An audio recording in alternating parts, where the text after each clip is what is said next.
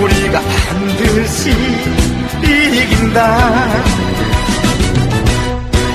우리가 반드시 이긴다.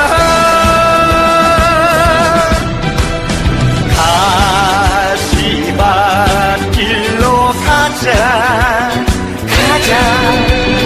고통의 칼날에 서자.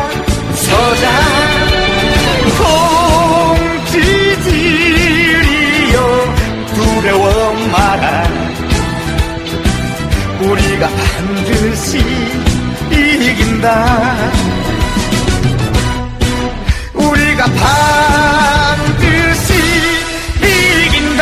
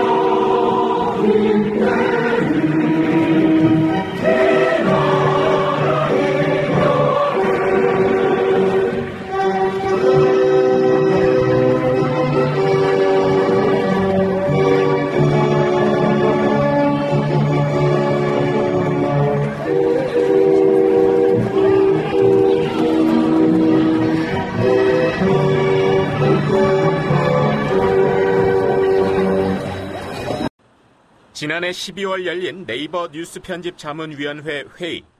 자문위원 한 명이 뉴스 댓글을 이용해 여론을 왜곡시키는 세력이 있다며 개선을 요구합니다. 2달 전 또 다른 회의에서도 네이버의 댓글창이 편견을 강화하는 쪽으로 작동할 수 있다거나 댓글 접기 요청은 특정 세력이 좌지우지할 수 있는 공간을 만들어주는 것이라는 지적이 나왔습니다. 지난해 5월에도 특정 의도를 가진 댓글에 대해 일반 이용자들이 이상하게 생각한다는 말이 나왔습니다. 여론 조작이 되고 있었던 것들을 보여줬습니다. 여론 조작이 지금 이렇게 심각하게 되고 있으니 방지 대책을 좀 강구를 해야 된다 필드를 했지만은 네이버는 개인마다 생각의 차이가 있고 지령을 받는 세력인지 자발적인 모임인지 모른다며 댓글 시스템 변경 요구에 난색을 표했습니다.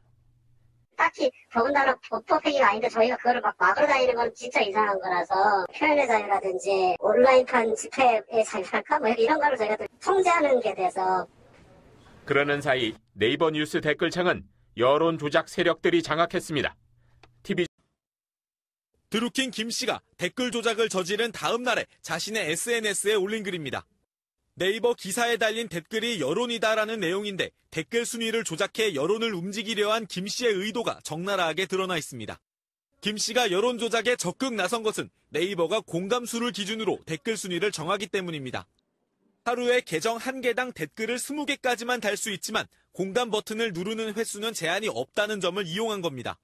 댓글에 공감수가 많다고 하는 것은 사람들이 그 글을 대체적으로 공감하고 있다고 인식하게 되잖아요. 그럼 본인의 생각을 접고 한 댓글 통계 시스템에 따르면 지난 14일에 네이버를 이용한 1,300명 가운데 0.9%인 11만 명만 댓글을 올리고 이 가운데 6,000명이 8만여 개의 댓글을 올리는 것으로 나타났습니다. 소수의 댓글꾼들이 여론을 조작한다는 비판이 나오는 이유입니다. 자세한 결과를 다 받아봐야지 그에 대한 저희의 입장이라든가 이런 게 정확하게 나올 수 있을 것 같고요. 전문가들은 이번 기회에 아예 댓글을 없애거나 댓글 실명제를 도입해야 경인선부터 가야지. 내려가실게요. 경인선에 가자. 경인선에 간다. 이것인가요? 그런데 이 조직 역시 드루킹이 활동을 주도한 것으로 알려졌습니다. 보도의 이동재 기자입니다. 지난해 4월 서울 부척동에서 열린 더불어민주당 제19대 대통령 후보자 마지막 순회 경선. 문재인 후보가 대통령 후보로 선출되었음을 선포합니다. 객석 곳곳에 남색 머플러를 양손에 든 문 후보 지지자들이 있는데 머플러에 경인선이라는 글자가 눈에 띕니다. 경제도 사람이 먼저다의 줄임말인데 당시 김정숙 여사도 이들을 보고 호응합니다. 경인선에 간다. 그런데 이 경인선 활동 역시 드루킹 김모 씨가 주도한 것으로 알려졌습니다. 김 씨는 드루킹의 추천 사이트라며 경인선 블로그를 홍보했는데 지난해 12월엔 대선 경선 당시 함께했던 1000명의 경인선 동지라고 언급하기도 했습니다. 또 김정숙 여사가 등장한 경인선 동영상을 자신의 SNS에 올리며 경인선 모임을 문재인의 가장 날카로운 칼이라고 치켜세웠습니다. 문재인 대통령 관련 미담과 안희정 전 충남지사 옹호글 등이 있던 경인선 블로그는 최근 폐쇄됐습니다. 외부 조직을 앞세워 스스로 문 대통령 당선에 공을 세웠다고. 불과 4시간 만에 댓글 공감수 600여 개를 조작한 드루킹.